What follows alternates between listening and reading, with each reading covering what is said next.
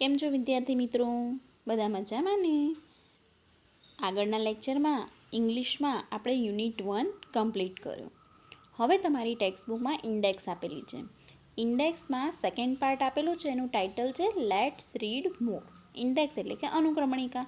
અનુક્રમણિકામાં તમને let's read મોર કરીને prayers આપેલી હશે. પ્રેયર એટલે કે પ્રાર્થનાઓ. 2 પ્રાર્થના આપેલી છે. ત્યારબાદ તમને આપેલી છે પોયમ એટલે કે કવિતા. તો અહીંયા તમને કેટલી કવિતાઓ આપેલી છે? 2. ત્યારબાદ આપેલું છે પ્રોઝ. આજે આપણે ભણવાનું છે પ્રોઝનું ટાઇટલ પ્રોઝ નંબર 1 એનું ટાઇટલ આપેલું છે ધ ગંગા. શું આપેલું છે? ધ ગંગા.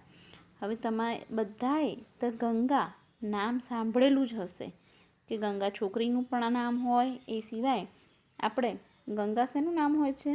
નદીનું. શેનું નામ હોય છે? નદીનું. તો આજે આપણે એક નદી વિશેની પ્રોઝની ચર્ચા કરવાની છે.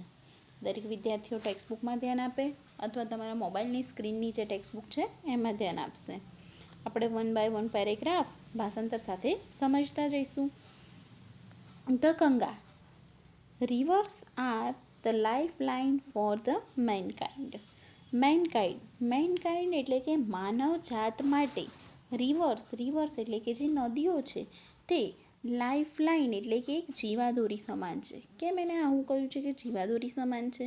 કારણ કે રિવર્સ એટલે કે નદી આપણને શું આપે છે? પાણી ના હોય તો આપણે જીવી શકીએ? ન જીવી શકીએ. તેથી તેને કહ્યું છે કે નદીઓ એ માનવ જાતની એક જીવાદોરી છે. There are many great rivers in our country India. Country એટલે કે દેશ અને ઇન્ડિયા એટલે કે ભારત. ભારત દેશમાં ઘણી બધી ગ્રેટ એટલે કે મહાન નદીઓ આવેલી છે. The Ganga is the most important and the greatest river among them. અને among them એટલે કે જે આ ઘણી બધી નદીઓ છે તેમાંની આ Ganga is the most important એટલે કે સૌથી અગત્યની અને ગ્રેટેસ્ટ એટલે કે મહાન નદી છે. The Ganga is 2480 kilometres long. ખાસ તમારે એની લંબાઈ યાદ રાખવાની છે કે ગંગા જે નદી છે તે 2480 કિલોમીટર લાંબી છે. કેવી છે? લાંબી. The source of the Ganga is in the Himalayan mountains. હવે જે આ ગંગા નદી છે તેનો સોર્સ એટલે કે સ્ત્રોત એટલે કે તેનું મૂળ એટલે કે આ જે ગંગા નદી છે એ મૂળ ક્યાંથી નીકળે છે? તો કહે છે કે હિમાલયન માઉન્ટેન્સ એટલે કે હિમાલયની પર્વતમાળામાંથી તે નીકળે છે. It comes down through the hills and flows into the બે ઓફ બેંગાલ. તે પહાડોમાંથી નીચે આવે છે. હિમાલયના જે પહાડો છે ને તેમાંથી તે નીચે આવે છે અને બે ઓફ બેંગાલ એટલે કે બંગાળના જે ઉપસાગર છે તેને તે મળે છે. The Ganga is a Holi river. Holi Holi એટલે કે પવિત્ર. ગંગાને બધા કેવી નદી તરીકે ઓળખે છે? એક પવિત્ર નદી તરીકે. There are many stories of how the river Ganga came down to the earth. There are many stories એટલે કે ઘણી બધી વાર્તાઓ છે કે આ ગંગા જે નદી છે તે કેમ ડાઉન ટુ ધ અર્થ એટલે કે પૃથ્વી ઉપર કેવી રીતે આવી. તો પહેલાં ક્યાં હતી એ આપણે આ સ્ટોરીની અંદર જોવાનું છે. Would you like to know one of them? શું તમારે તેમાંની એક સ્ટોરી એટલે કે વાર્તા જાણવી છે? તો હા વિદ્યાર્થી મિત્રો, આપણે વાર્તા જોવાની છે. હવે એ વાર્તાની શરૂઆત થાય છે કે લોંગ અગો એટલે કે ઘણા વર્ષ પહેલાંની એક વાત છે. ઘણા લાંબા સમય પહેલાંની વાત છે કે ધેર વોઝ અ કિંગ એટલે કે એક રાજા હતો. His name was Sagar. એ રાજાનું નામ શું હતું? Sagar. He had beautiful horse. અને તેની પાસે એક સુંદર ઘોડો હતો. He wanted to give his horse as a present to the gods. અને તે પોતાના હોર્સ એટલે કે ઘોડાને દેવોને ભેટ આપવા ઈચ્છતો હતો. ગોડ્સ એટલે કે ભગવાનને તે પ્રેઝન્ટ તરીકે એટલે કે ગિફ્ટમાં આપવા માટે ઈચ્છતો હતો પોતાનો ઘોડો. વન ડે અ થીફ ટુક અવે ધ હોર્સ. તે ઘોડો એટલો સુંદર હતો કે એક દિવસ એક ચોર આ ઘોડો ચોરી ગયો. The king was very unhappy. અને આ સાંભળીને જે આ સગર નામનો રાજા હતો તે ખૂબ જ અનહેપી એટલે કે દુઃખી થઈ ગયો.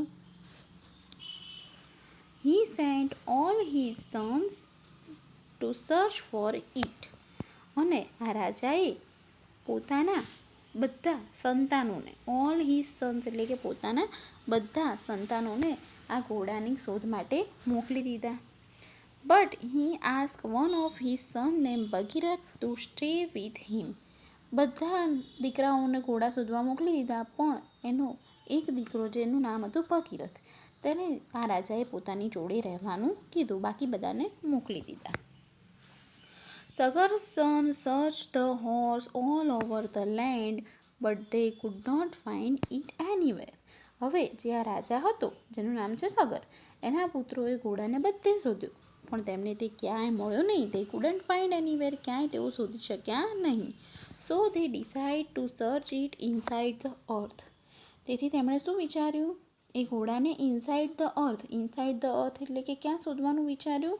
તેને જમીનની અંદર ખાડો ખોદીને તેને શોધવાનું વિચાર્યું. દે ડગ અ ડીપ હોલ. અને તેઓ ઊંડો, ડીપ એટલે કે ઊંડો અને ડગ એટલે કે ખાડો, તે ઊંડો ખાડો ખોદતા ગયા. At last they came to a great C. અને ખાડો ખોદતા એટ લાસ્ટ એટલે કે અંતમાં તેઓ ક્યાં પહોંચી ગયા? દરિયા સુધી પહોંચી ગયા. એટલો ઊંડો તેમણે ખાડો ખોદ્યો. There they saw a very old man. અને ત્યાં તેમણે એક ખૂબ જ વૃદ્ધ માણસને જોયું. Sagar's son disturbed that old man. અને આ સગર નામના રાજાના પુત્રોએ આ ઓલ્ડ મેન એટલે કે વૃદ્ધ માણસને ડિસ્ટર્બ કર્યા એટલે કે ખલેલ પહોંચાડી. સો હી બીકેમ વેરી એંગ્રી. તેથી આ માણસ ખૂબ જ ગુસ્સે થઈ ગયા. ઓલ્ડ મેન જે હતા, જે વૃદ્ધ માણસ, તે ખૂબ ગુસ્સે થઈ ગયા. હી બીકેમ સો એંગ્રી. તે એટલા ગુસ્સે થયા કે હી બર્ન્ટ સગર્સ ઓલ સન ટુ એસીસ. એટલા ગુસ્સે થઈ ગયા કે તેમણે આ રાજાના બધા જ પુત્રોને બાળીને ભસ્મ કરી દીધા. એશ એટલે કે તેમાં રૂપાંતર કરી દેવાના, રાખમાં. એને ભસ્મ કરી દીધા અને રાખમાં રૂપાંતરિત કરી દીધા. હવે જોઈએ next paragraph. Now only the water of the Ganga could give them a new life. હવે એવું હતું કે આ સગર નામના રાજાના બધા પુત્રોને બાળીને ભસ્મ કરી દીધા હતા, તો એમને ફરીથી જીવિત કરવા હોય તો ગંગાનું પાણી જે એક એવી વસ્તુ છે કે જે તેમને ફરીથી જીવિત કરી શકે. But at that time the Ganga was not on the earth. પરંતુ એ વખતે એ રાજાના સમયમાં આ જે ગંગા નામની નદી છે તે અર્થ એટલે કે પૃથ્વી ઉપર ન હતી. She was in the heaven. આ ગંગા નામની નદી ક્યાં હતી? હેવન એટલે કે સ્વર્ગમાં હતી. ભગીરથ વોઝ અલોન એટ હોમ. હવે રાજાની જોડે માત્ર એક જ દીકરો હતો, તેનું નામ શું છે? ભગીરથ. આ ભગીરથ ઘરે એકલો હતો. He pray to the river Ganga to come down on the earth. અને તેણે આ રિવર ગંગા એટલે કે ગંગા નદીને પ્રાર્થના કરી કે તમે પૃથ્વી ઉપર આવો and bring his brothers to life again. અને પોતાના ભાઈઓને ફરીથી જીવત કરો. The Ganga was happy to B on the અર્થ. એટલે ગંગા પૃથ્વી ઉપર આવવા માટે રાજી થઈ ગઈ. But she was afraid. પરંતુ તે ડરતી હતી કે, શેના કારણે ડરતી હતી? કે her fall from heaven to earth. કે તેના સ્વર્ગમાંથી પૃથ્વી ઉપર પડવાથી, ફોલ એટલે કે પડવાથી, વુડ બ્રેક ધ અર્થ. તેનાથી શું થઈ જશે? પૃથ્વીનો નાશ થઈ જશે, પૃથ્વી ફાટી જશે. એ તેને ગંગાને બીક લાગતી હતી. ગંગા એટલી મોટી નદી છે કે તે એટલી ડરતી હતી કે જો હું સ્વર્ગમાંથી પૃથ્વી ઉપર આવીશ તો આ પૃથ્વીનો નાશ થઈ જશે. Bhagirath requested Lord Shiva to held the Ganga. ત્યારે આ ભગીરથે શું કર્યું? લોર્ડ શિવ એટલે કે ભગવાન શિવ છે, તેમને પ્રાર્થના કરી ટુ હેલ્ડ ધ ગંગા, ગંગાને રોકવા માટે. Lord Shiva agree. અને ત્યારે આ શિવ ભગવાન એગ્રી એટલે કે સંમત થઈ ગયા. Yes the Ganga to flow down to earth through his long hair. અને ત્યારે શિવજીએ ગંગાને શું કહ્યું? કે જે પોતાના લોંગ હેર એટલે કે લાંબા વાળ છે તેમાંથી ગંગાને પૃથ્વી ઉપર આવવા માટેનું આમંત્રણ આપ્યું. અને એમાંથી એને પૃથ્વી ઉપર પોતાની જટામાંથી આવવા માટે કહ્યું. ઇન ધીસ વે એટલે કે આવી રીતે the Ganga could come down gently to the earth, અને પછી આ રીતે ગંગા ધીરેથી પૃથ્વી પર આવી શકી. The Ganga flow over the ash of Sagara's sons, અને જે આ ગંગા છે એ આ સગર રાજા છે તેના પુત્રોની રાખ ઉપરથી વહી. And they all came to life again, અને તે બધા ફરીથી સજીવન થઈ ગયા. અગેઇન એટલે કે ફરીથી, અને લાઈફ એટલે કે સજીવન થવું. આ બધા શું થઈ ગયા? ફરીથી સજીવન થઈ ગયા. Bhagirath pray the Ganga to flow on the earth, ભગીરથે ગંગાને અર્થ એટલે કે પૃથ્વી ઉપર આવવા માટે શું કરી હતી? પ્રે એટલે કે પ્રાર્થના કરી હતી. So she is also known as Bhagirathi, અને તેથી આ ગંગાને એક બીજા નામે ઓળખવામાં આવે છે. કયા નામે? ભાગીરથી. એટલે ગંગાનું બીજું નામ કોઈ પૂછે તો કયા નામ તરીકે ઓળખાય છે? ભાગીરથીના નામે. કેમ? તો એના પાછળની આખી એક સ્ટોરી છે. કઈ સ્ટોરી છે એ આપણે જોઈ. શું? કે એક રાજા હતો, એ રાજાના શું થયું હતું કે એની પાસે એક ઘોડો હતો, અને એ ઘોડો પોતાના દેવોને ભેટ આપવા માટે ઈચ્છતો હતો, અને એ ઘોડો કોઈ ચોરી ગયો. એટલે તેણે પોતાના બધા પુત્રોને એ ઘોડો શોધવા માટે મોકલ્યા, પરંતુ તેમાંના એક પુત્રને પોતાની જોડે રાખ્યો, જેનું નામ ભગીરથ હતું. હવે આ બધા પુત્ર શોધવા માટે ગયા તો ઘોડો ક્યાંય મળ્યો નહીં. એટલે એમણે શું કર્યું? પૃથ્વીની નીચે એ ઘોડો શોધવાનો પ્રયત્ન કર્યો. ખૂબ ઊંડો ખાડો ખોદ્યો, અને ખાડો ખોદતા ખોદતા સમુદ્ર સુધી પહોંચી ગયા, અને ત્યાં એક વૃદ્ધ માણસ હતા. એમને ડિસ્ટર્બ કર્યા, એટલે કે ખલેલ પહોંચાડી. એટલે વૃદ્ધ માણસે શ્રાપ આપ્યો, જેથી આ રાજાના પુત્રો હતા એ બળીને ભસ્મ થઈ ગયા. અને એ બળીને ભસ્મ થઈ ગયા એટલે એમને પાછા સજીવન કરવા માટે ગંગાના પાણીની જરૂર હતી.